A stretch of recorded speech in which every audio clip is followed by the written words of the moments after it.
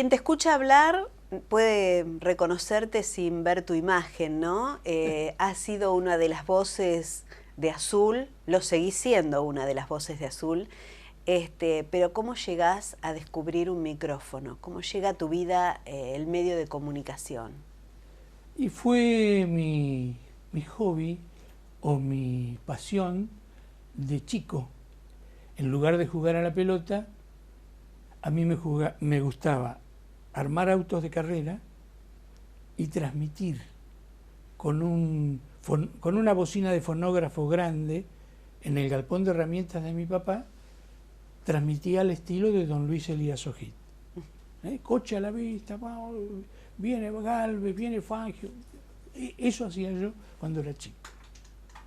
Y bueno, y en cuarto, quinto año nacional, yo me encuentro en el Colegio Nacional Esteban Echeverría con Lito Zubiri, que él había perdido un año, no sé si por tos convulsa en esa época, no sé por qué, y yo lo alcanzo. Y Lito Zubiri tenía un programa en Radio Azul, los martes y viernes a las 19, que se llamaba Charlas de Automovilismo. Esa pasión por el automovilismo deportivo nos une fuertemente a los dos. Y yo comienzo a colaborar con él, a irme los martes y viernes, a leerle noticias, bocadillos, a meter... Éramos estudiantes, estoy hablando de 16, 17 años.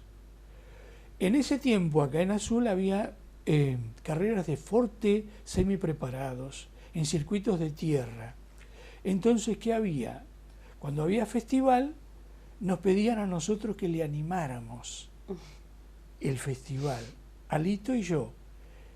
Y eso nos sirvió a nosotros como de una escuela, porque apasionados que éramos por eso, nos empezamos a acostumbrar a intercambiar el micrófono y a respirar uno primero y el otro después. Bárbaro, bárbaro. Entonces, autodidactas totales. Absoluto. Siempre te vuelvo a repetir, con la mirada puesta en don Luis Elías Ojit, que fue, para mi gusto, el creador del relato de automovilismo deportivo. Él fue el relator de los grandes premios de automovilismo cuando se corría por caminos de tierra, cuando la Ruta 3 tenía solamente la mitad pavimentada. Era de cemento la mitad, como lo fue la 51 también. Es decir, la otra mano era de Tosca. Es decir, no alcanzaba la plata, claro, seguramente, pero los gobiernos, de alguna manera, garantizaban ese tránsito y por esos caminos se comenzó a correr con las coupé 1936, 1938, que nosotros conocimos, en manos de Fangio, Galvez, los hermanos Galvez, Domingo Marimón, que ganó la Buenos Aires-Caracas, por ejemplo, porque tuvo que abandonar Fangio y tuvo que abandonar Oscar Alfredo Galvez, que iban primeros, y termina ganando él, que iba tercero. Julio, ¿en ese momento ustedes iban a esas carreras? Íbamos a esas carreras. ¿Y algunos circuitos estaban en la zona? Algunos circuitos estaban en la zona.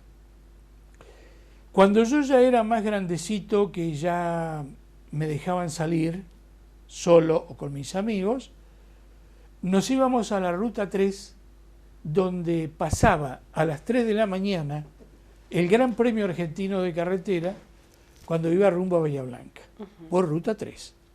Salía del Automóvil Club Argentino o de la Plaza del Congreso y venía por Ruta 3. Entonces acá en Azul estaban alrededor de las 3. Nos íbamos a la estación de servicio de Panebianco, es decir, altura Avenida Piazza. Claro. Que la Avenida Piazza también era de una sola mano, de media calzada. O nos íbamos a lo de Brescia, que estaba, digamos, directo al Camino Viejo a Tandil. ¿Por qué nos íbamos ahí todos, nos agolpábamos ahí? Por la luz. La estación de servicio estaba toda encendida. Entonces le podíamos ver, además del paso, el número. Claro. Y ese gran premio se vibraba, se sentía, se gustaba a través de la radio. ¿Y ustedes lo transmitían? No, yo todavía no transmitía, todavía lo no. escuchábamos a Sojit. Ah, lo escuchaban. Y con eso el país vivía ese gran premio. Claro. Yo creo que él fue el inventor de los grandes premios. Y fíjate lo que son las cosas. Nosotros, cuando viene el señor Borrero, que yo estaba haciendo el servicio militar en Tandil, a mí me toca comunicaciones, por ser un hombre de radio, Claro.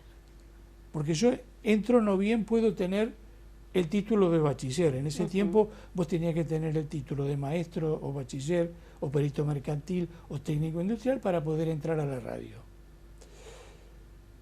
Entonces, como te preguntan en el servicio militar, te preguntaban qué hacen en la vida civil.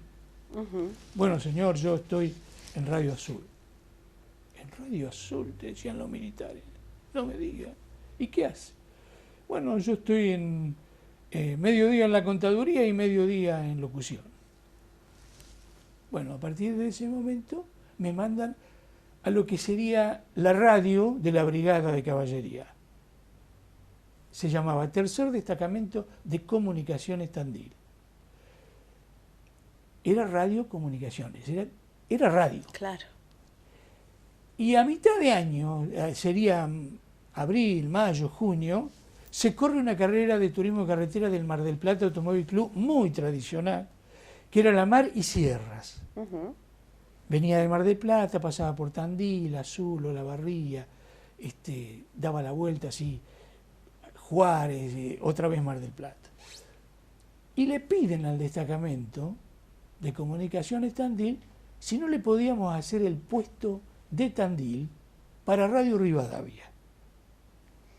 Entonces los militares me dicen, vos decinos, sí, pero imagínate, era una locura. Claro.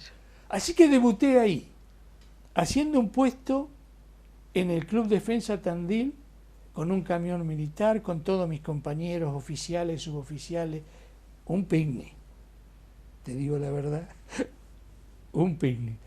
Así que ese fue mi debut en carreras de auto. Digamos como debut oficial. Oh, ya sí, Claro. al aire. Y a los poquitos meses, mi oficial a cargo, yo estaba en la mayoría, ¿no es cierto?, en una oficina, me dice, me tenés que llevar a conocer la radio. Porque era un suceso, una emisora de AM en el corazón de la provincia de Buenos Aires, era todo un suceso. Julio, ¿en qué año se crea la radio? En 1952. ¿Y qué alcance tenía?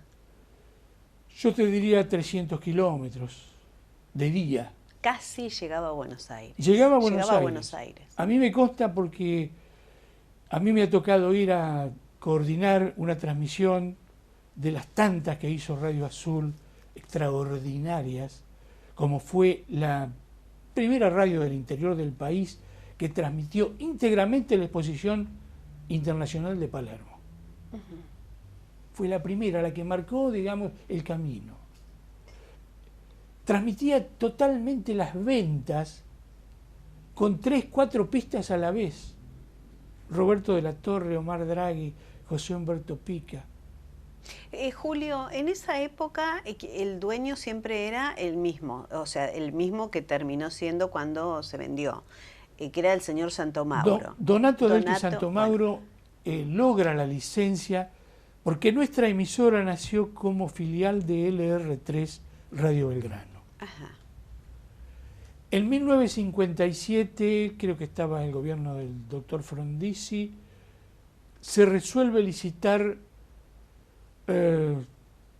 ponele 50 radios que pertenecían al servicio oficial, porque eran radios que administraba el Estado, Radio Belgrano, El Mundo, Splendid, Rivadavia, Excelsior, Porteña, que hoy día es Continental, montón. Y del interior del país cae en esa licitación LU10 Radio Azul, como muchas otras, ¿no? La licitación se hace, creo que en diciembre del 57, y en marzo del 58 se otorgan las licencias y se hace cargo, en nuestro caso, Donato Adelqui Santomauro. En esa época la radio, en cuanto a equipamiento, al lugar, al edificio que tenía, a la cantidad de personal, estaba a la altura de una radio de Buenos Aires hoy.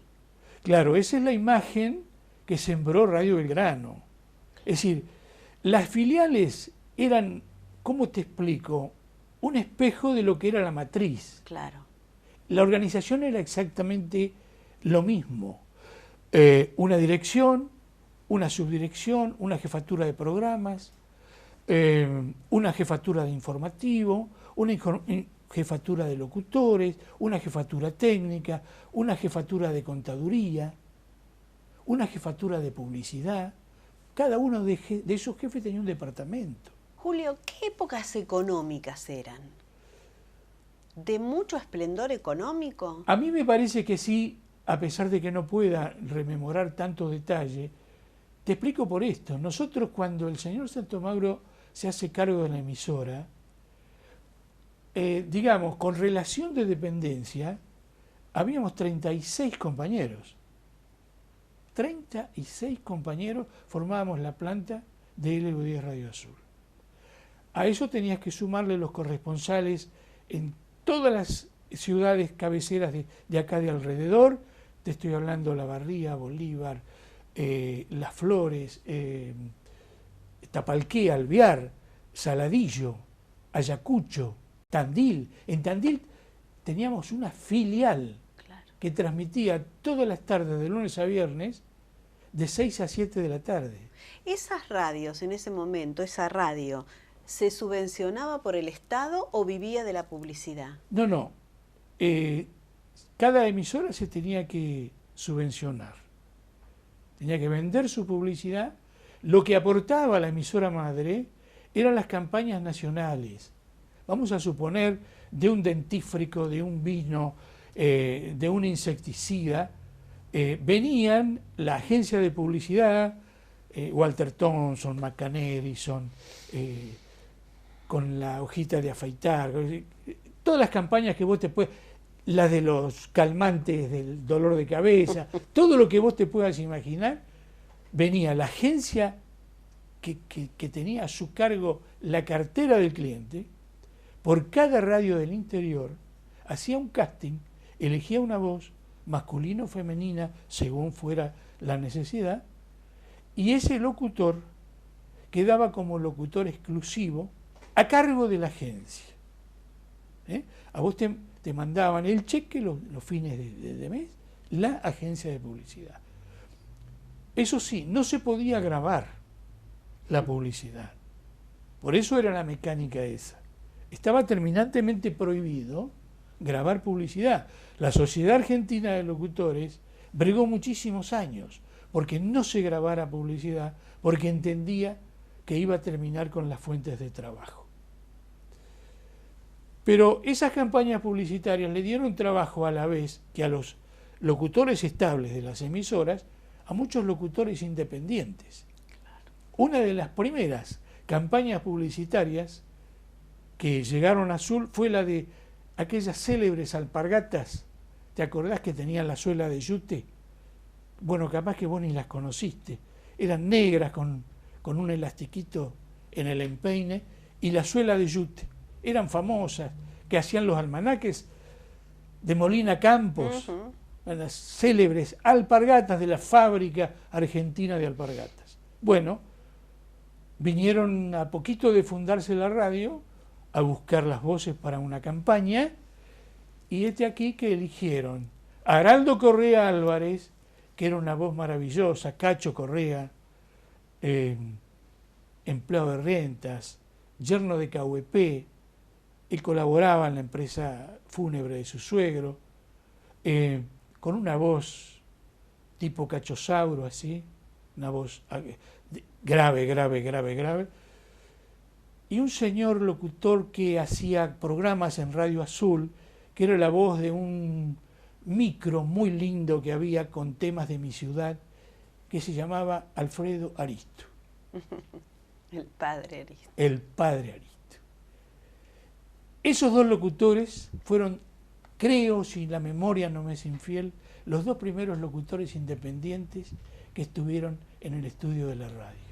Cuando yo escucho este relato y giro la cabeza hacia el hoy, hacia el presente, ¿no? Digo, hemos mejorado en cuanto a técnica, ¿no? En todo lo que es técnica no podemos soslayar el avance tecnológico que ha habido. Pero digo, ¿qué en cuanto a medios, qué pobreza tenemos hoy en cuanto a empleado, en cuanto a lo que es la puesta al aire de un medio de comunicación? Sí. Nos parece que poner una antena, tener una consola, un micrófono ya es un medio de comunicación. Sí. ¿No? Sí, y no hablo solamente de la ciudad, hablo también de todo el país. De todo el país, ¿no? Porque sí. Yo he estado ahora hace poco, excepto los canales de televisión, que por ahí sí tienen su infraestructura, pero hemos estado en Radio Continental y tampoco es lo que vos me contás que era Radio Azul en su momento, ¿no? No, por supuesto que Desde pensar que ustedes tenían un portero. Dos porteros. Dos porteros, que no se podía entrar a la radio si no sí. había una identificación. Con un uniforme similar al de Radio Belgrano Central. Y con una planta estable de 35 personas, no cualquiera puede montar un medio así. No. El primer cuerpo de locutores de Radio Azul eran, Fito de Paul, Oscar Márquez, Roberto Andrade, Roberto de la Torre, Juan José Moretti y Álida Peirut. 6 locutores. Solamente para la parte comercial, digamos. Exactamente. ¿No? Porque se hacían las publicidades en vivo, así que se necesitaban tenerlos ahí a los locutores. Por supuesto, había que hacer turnos, que podrían ser, por ejemplo, de 6 a 9, uno que era habitual mío, de 9 a 12, también habitual mío, de 9 a 13, también habitual mío. El que terminaba a la 1, por ejemplo, volvía a las 6 de la tarde o 7 de la tarde, se quedaba hasta las 10 de la noche. Claro. Ahí entraba otro compañero que cerraba hasta la 1. Julio, en esa época entraste como locutor comercial a la radio, pero a la vez también seguías con el automovilismo. Sí, porque se dio la circunstancia de que cuando en el 58 yo vengo a conocer la radio con mi subteniente Herrera, que él quería conocer la radio, vine el día posterior al arribo de José Salvador Borrero Rivera como director nuevo de Radio Azul. Él venía de dirigir otra filial, LU9 Radio Mar del Plata, y fue designado Azul. En reemplazo de Fernández Reca, Mario, que de Azul lo trasladan a LB10 Radio Cuyo de Mendoza, ¿no? Porque los directores rotaban, claro, ¿no? Como un gerente de banco, ¿no? Y don José Borrero era muy afecto al automovilismo. Y bueno, mis compañeros grandes, mis compañeros mayores, le cuentan las cosas que hacíamos, que no hacíamos, que transmitíamos esto, que transmitíamos aquello. Y un buen día se va a correr una carrera por acá, por Tandil, por Olavarría. Entonces me llaman a la dirección y me preguntan si yo me animaría a transmitir una carrera. Por supuesto que sí. Así que armamos. Nunca un no, Julio. No. No, claro. No, porque a mí todo lo que fuera tener un micrófono en la mano era mi vida. Claro. ¿No es cierto? Y yo la oportunidad la tuve siempre presente como el tren, el subte, viste, que se para delante tuyo por 30 segundos y te abre la puerta. Y si no entraste, cierra la puerta y se va. Se va, sí. Yo tuve siempre ese concepto. Y siendo trabajo y siendo radio, nunca le dije que no. Y entonces el señor Borrero armó toda la estructura de un equipo, con él incluido, haciendo comentarios, con Miguelito Llanarte haciendo comentarios, con Fito de Paul como voz vendedora, no sé quién hizo los relojes, las planillas, no me acuerdo. Sí me acuerdo de los dos técnicos que fueron Osvaldo Legarreta y Lieben Kaufmann, y fuimos a Mar del Plata a transmitir una Mar y Sierras. La clásica de turismo carretera del Mar del Plata Automóvil Club. La transmitimos, no teníamos buen retorno, porque nos tocó el subsuelo del Club Español. Ahí estaban, en el Club Español estaban todas las radios. A nosotros nos tocó el subsuelo. Entonces la recepción, con todo ese edificio arriba, de nuestra radio, era prácticamente nulo. No lo pudimos solucionar a eso. Pero nosotros empezamos a transmitir, estábamos en contacto, un operador arriba de la terraza escuchaba, ¿viste esas cosas que, sí. que uno hace cuando tiene que sacar las papas del fuego? Bien, aquí que transmitimos toda la carrera brillantemente, y cuando cerrábamos a las 2 de la tarde, que se va a poner el operador en contacto con el operador de estudio, el operador de estudio le dice que lamentablemente se había cortado a las 8:20 de la mañana. O sea que nosotros esa carrera la transmitimos para nosotros. ¿Verdad? Pero mirá lo que es el destino. En el mismo predio donde nos tocó a nosotros del subsuelo del Club Español, le tocó a don Luis Elías Ojid. Y yo hasta había tenido la delicadeza de invitarlo a él a venir a nuestra mesa de trabajo y hacerle un reportaje a él y expresarle todo lo que nosotros sentíamos por él. La admiración que le teníamos. Y que nosotros de alguna manera éramos un poco los discípulos de él. Bueno, eso sirvió, ¿sabés para qué? Para que en la primera oportunidad que Ojid necesitó que alguien le pasara el paso de azul del Gran Premio de las 1000 millas, nos llamara a nosotros y nos pidiera que nosotros nos hiciéramos cargo de la transmisión del paso por azul. Bueno, Silvia, así fue como a mí me conocen a nivel nacional. Don Luis me tuvo como colaborador todo el tiempo que me necesitó. En el año 65 se va a correr un gran premio internacional de TC organizado por el Mar del Plata Automóvil Club, que va a unir Mar del Plata, Viña del Mar y regreso. Se llamó Gran Premio Internacional Dos Océanos. Y un discípulo, un compañero de don Luis Elías Ojid, Eduardo Emilio D'Agostino, se independiza, toma ese gran premio en forma exclusiva y me llama para integrar el equipo de la Dos Océanos. Entonces Radio Azul integra la cadena de esa transmisión que se hace con cabecera en Radio Mitre de Buenos Aires. Exclusiva, nadie más podía transmitir. El Mar del Plata Automóvil Club le da la licencia para transmitir a Eduardo Emilio D'Agostino. Y él organiza todo, hicimos todo el trayecto y de vuelta. Yo me ocupé de hacer puestos de ruta, de hacer apoyos logísticos, de hacer apoyos técnicos, de hacer la noche de gala por Radio Mitre y por Radio Azul. La noche de gala era reunir a todos los pilotos y que todos los pilotos vinieran y dieran sus mensajes, saludaran a sus familiares, dijeran qué necesitaban, qué necesidades tenían. ¿Te das cuenta? Esa era de 10 a 12 de la noche, era la noche de gala de cada etapa. Al otro día se descansaba, se arreglaban los autos.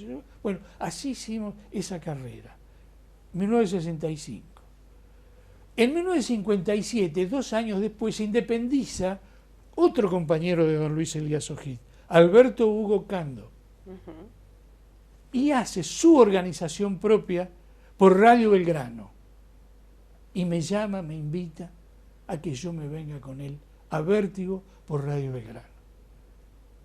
Bueno, ese fue el momento más hermoso en lo que se refiere a la tarea de un periodista deportivo.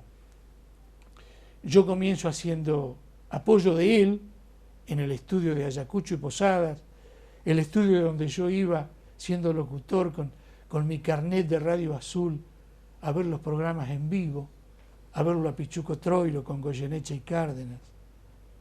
Me iba a Los Francos a Radio Belgrano, me iba a ver el Glostora Tango Club a Radio El Mundo, en Maipú 555.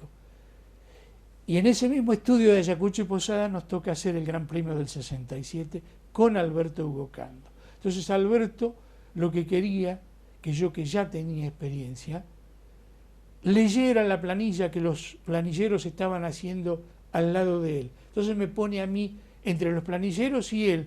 Yo tenía la misión de leer la planilla cada vez que él lo necesitaba. Él acá, yo aquí, los planilleros, ¿no? Y un buen día, de esos días, uno de los locutores, que eran dos, Rubén Hugo Ibáñez y Ricardo Balduc, bueno, Rubén Hugo era de Radio Belgrano y Ricardo Balduc de Canal 9. Se enferma un compañero en Canal 9 y tiene que dejar la transmisión de Radio Belgrano en la mitad. Y me llama Alberto al costado y me dice, hacete cargo de la tanda. Y le digo, pero vamos a pedir permiso a la jefatura de locutores. Entonces va Juan Carlos Cando, el hermano, el productor general de la audición, a hablar con la jefa de locutores de Radio Belgrano, Amelia Peñalosa, le lleva mi carnet y le dice, la señora Peñalosa viene de Radio Azul, Escuela de Locutores, dígale que lo voy a escuchar por aire, dígale que se haga cargo de la tanda. Y me hice cargo de la tanda, accidentalmente. Claro. Bueno, entonces ya fui el suplente de la tanda, además de ser narrador del avión 1, del avión 2, en los grandes premios, de hacer boxes, de hacer puestos de tierra, lo que fuera. Yo era un poquito el comodín. Ricardo Balduc no puede seguir trabajando, es decir, no sé si la empresa no estaría de acuerdo o qué. Así que me quedé yo, junto a Rubén Hugo Ibáñez, como locutor oficial de Vértigo por 7, 8 años que estuvimos en Radio Belgrano. ¿Ya ahí vivías en Buenos Aires? No, siempre de acá. Ah, siempre de acá. Siempre de acá. Una se cosa hacían enlaces. que yo le agradezco infinitamente, infinitamente, y siempre lo digo, a Borrero y Santo Mauro, que nunca me hicieron problemas para que yo pudiera viajar. Un día, 2 días, 3 días, una semana. Ibas y venías. Sí. Claro. Con Tere de copiloto. Tere era capaz de llevarme mate desde la puerta de Radio Azul hasta la puerta de Radio Belgrano, porque siempre viste que uno va con el tiempo justo. Tere me esperaba con el auto preparado, la canasta. Era el copiloto. Sí, ideal. Claro. Ideal, para un gran premio. El copiloto ideal. Así que bueno, así hicimos. Y la dicha de haber podido cumplir con Alberto, que era mi tesoro amigo, mi gran amigo, como a Juan Carlos, que viene siempre a ese sillón donde vos estás, con su esposa, y poder cumplir con lo mío acá. Porque en los años 60, 61, 62, 63, la radio crece aquí, en manos de Santo Mauro, crece, aumenta, se va extendiendo, se va haciendo cada vez más poderosa, comercial y artísticamente y técnicamente, una belleza de radio. Venían los radiodifusores nuevos a ver cómo era una radio, para poner una radio al estilo de Radio Azul. A mí me enorgullece eso. Y en esos años, ya te digo, de los años 60, la radio me asciende a mí, del cuerpo de locutores, a jefe del departamento deportivo de Radio Azul. Un departamento a crear, donde yo nucleo, por suerte, a Dios gracias, un grupo maravilloso de profesionales, entre los que te puedo nombrar, si la memoria me ayuda, a Luis Garay, Alberto Clavelino, Mario César Daer, Mario Vitale, en fútbol y boxeo, Carlitos Ruiz y Roberto de Alessandri, en ciclismo, Aníbal César Castro en bochas, Jorge Schettel, Ricardo Ferro Moreno en automovilismo conmigo, Raúl Busecki conmigo en automovilismo, Héctor Vitale Silva, Yeye Vitale, mi hermano Héctor, mi hermano Carlos, Arturo Héctor Tavieres, pasaron por la parte fútbol, ¿no? La parte fútbol. Fernando Fortunato, Adolfito Simone, pero un grupo humano maravilloso, capaz, de una gran envergadura periodística, lo que nos permitía a nosotros tener un contacto igualitario, por decirte, con la Oral Deportiva de Radio Rivadavia, Claro. con Vértigo de Radio Belgrano, con Carburando de Radio Rivadavia, con Campeones de Radio del Mundo, al mismo nivel. Julio, ¿en esa época ya empieza a aparecer la televisión? Sí, Porque, a ver, la radio tiene un protagonismo único hasta que aparece la televisión. Cuando aparece exactamente. la televisión, ya la radio empieza a Empieza a dividir sus espacios, Claro. su vida. Ujú. Era radio a la mañana y Claro. televisión a la tarde. Pero era el mismo grupo de gente acá en Azul, donde, digamos, se funda el primer canal. El primer canal de cable lo funda Santo Mauro en 1965. Yo no sé si sería abril, mayo, que comienza sus emisiones. Canal 3, Sono Imagen Televisión Azul, en su sede de San Martín 474, lo que había sido la casa de familia del gerente del Banco Nación, que estaba donde está el Millennium ahora. Claro. Es decir, en el fondo de la casa de San Martín había una puertita privada que ingresaba al banco. ¿Te das cuenta? Claro. Esa era la casa de familia, pero era una casa enorme, con entrada de automóviles, con dependencias de servicio. Había una dependencia de servicio que donde se instaló el archivo, que tenía hasta baño privado. Julio, ahí comienza la televisión. Sí. ¿Cómo vos experimentaste en televisión? Muchos de nosotros fuimos elegidos para separarnos de la radio. Claro. Y nos llevaron a San Martín, ¿no? Ujú. A mí me dieron la tarea del noticiero deportivo y el noticiero local, cuya voz era Roberto Sauro, y Sarita Sabella, la mamá de Leandro Prat, para que te ubiques, Sí. era la chica de la temperatura. Simpatiquísima Sarita. Y bueno, y yo era el redactor del noticiero, también me ayudaba mi hermano Héctor a redactar. Teníamos el aporte técnico de Omar Torchia en los slides, los hechos de la ciudad. Ujú. Él los fotografiaba, En foto. nos traía el slide, ¿no es cierto? Y con la máquina de slide se daban todas las imágenes progresivas. Venían de Buenos Aires noticieros nacionales filmados, sería Super 8 u 8, no sé qué sería.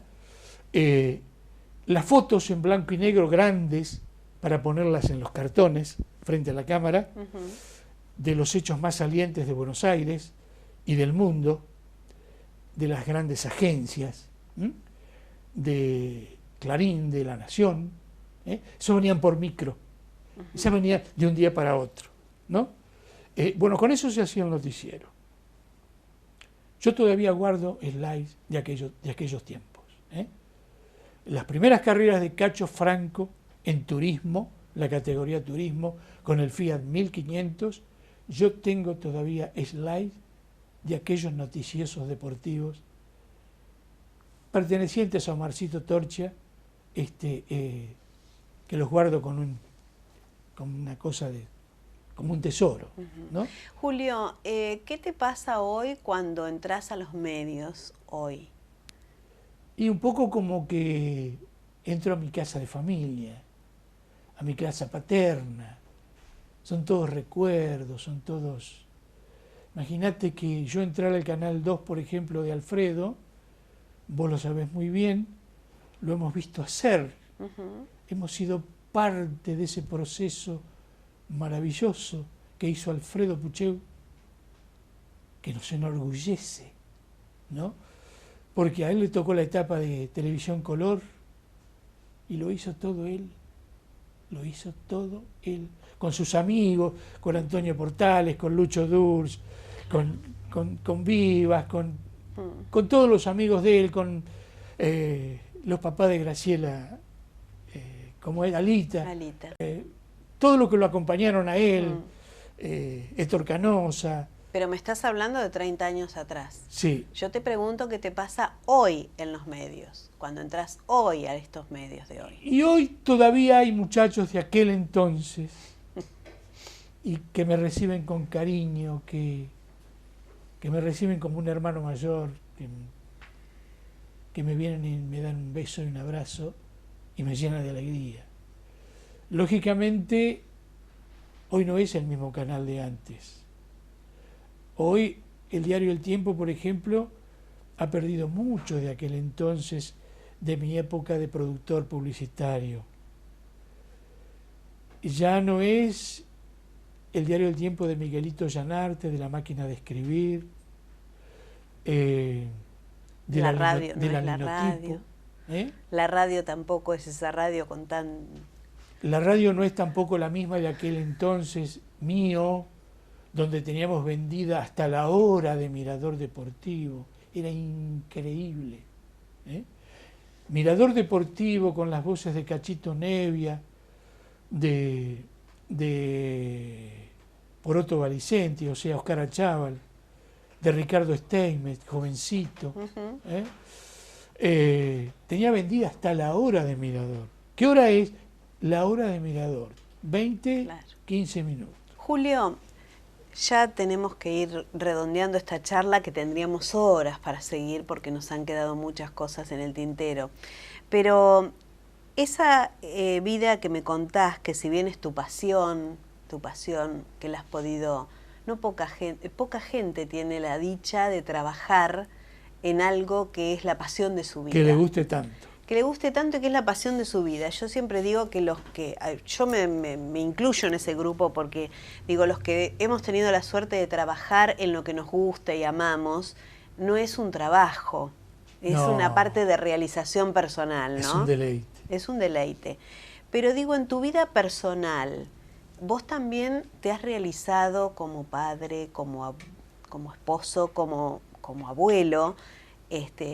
Yo conozco tu familia y sé que has llevado esto del trabajo, no lo has llevado independiente de lo que es tu vida familiar. No, la hice con mis viejos, con mis suegros, con mi compañera de toda la vida, que cuando la conocí en la radio, ella había ido a ver un programa en vivo y a mí me tocó ser el locutor de turno. Claro, y se enamoró perdidamente de vos, no imagínate. Sí. Lo que sí te puedo decir que todavía está al lado mío. Claro. Y ves también tus hijas que se han realizado en lo personal, aman lo que hacen. Creo que esa pasión se la has transmitido vos. Probablemente, sí. Y creo que si uno tuviera que hacer un cierre de la vida tuya, es como que te has podido realizar en todos los aspectos. Sí, yo fui un apasionado de la radio, fui un apasionado del trabajo. Yo por ahí le resté horas a mi familia porque yo no tenía hora de salida de mi trabajo. Siempre me pasó lo mismo. Yo te puedo decir con orgullo que yo era una persona que no marcaba, nunca marqué tarjeta en la radio. Te sobraba horas. Porque no era posible controlar nada, porque yo entraba a las 9 de la mañana, pero podía venir a casa a la 1, porque además nosotros teníamos una gran representatividad. Y eso hoy, a la hora de hacer un balance de tu vida, el hecho de haberle restado horas a la familia, ¿te pesa? No me pesa ahora, porque me he podido reivindicar. ¿Sabés por qué? Si a mis hijas no las pude disfrutar como me hubiera gustado, porque cuando me iba estaban dormidas y cuando volvía estaban dormidas, ellas me dieron la posibilidad después de grande, ya más tranquilo, más aplomado, con otros espacios, de disfrutarlas a ellas y a sus hijas. Claro. A mis Marías, a todas mis Marías. María Julia, María Laura, María Paz, Luz María, María de los Ángeles y María de Lourdes, que son mis luces, que son mis usinas, son mis fuentes de energía, las que me han nutrido, las que me han recargado las pilas, las que me han dado ese amor que por ahí uno ha tratado de devolver y a veces vos no sabés si le has podido dar todo lo que vos querés darles de amor como corresponde. ¿Sos un hombre feliz, Julio? Feliz e inmensamente agradecido. Siempre tengo el dicho entre mis amigos de decir gracias a la vida que me ha dado tanto y al Señor que me dio la vida. No se puede agradecer de otra manera. Hoy en día trato de agradecer también secundando, apoyando obras maravillosas que se están haciendo en Azul, como es la de la parroquia de Lourdes. Me verás a mí andar detrás del padre Juan Carlos Ormazábal, con sus programas de radio, con sus giras por ahí por las escuelas y comunidades de campo, llevando la palabra, llevando el Evangelio, haciendo conocer el cura Brochero y su obra, llevando la Virgen Peregrina, estando con los gauchos peregrinos. Juan Carlos ha sido, cuando sus tiempos mejores, más jóvenes, uno de los gauchos peregrinos de Alvear, lo mismo que el padre Jesús Mendía con los gauchos de Olavarría. Se iban a Luján a caballo, a caballo. Por eso son brocherianos, por eso, y a mí que me gustó tanto siempre Brochero, que hasta fui a ver su casa para ver cómo era ya en vivo y en directo. Sentir ese aire y esos ladrillos y esos adobes y esos espinillos y esos riscos y cerros. Trato de devolver con la obra maravillosa que hace la Madre Covadonga y sus hermanas auxiliares parroquiales, Cristo Sacerdote, que hemos tenido la bendición de Dios de tenerlas acá, no en otro lugar del mundo donde ellas tienen muchas sedes, que vinieran acá, donde hacen tanta falta. Y bueno, y poder ayudarlas, ponerles el tiempo, ponerles lo que uno puede, buscarle amigos que por ahí tienen otras posibilidades económicas, que se acercan a la parroquia, y madre, ¿cómo puedo ayudar? Bueno, eso me llena a mí de una enorme satisfacción. Me hace sentir útil a la edad que tengo. Y devolver algo de esa felicidad que me dio la vida, de esa bondad que me dio la vida, de esas bendiciones que me dio la vida y el Señor, ¿no? Gracias, Julio. Un placer dialogar con vos y bueno, y poder llevar esta historia tan azuleña, tan nuestra, a todos los hogares. Muchas gracias. El agradecido soy yo de una persona admirable como sos vos, multipremiada como sos vos, merecidamente premiada a nivel nacional como sos vos, tu esposo Carlitos, mi compañero, me emociono un poco, de radio, operador, y tus hijos. Gracias, Julio, gracias. Muchas gracias.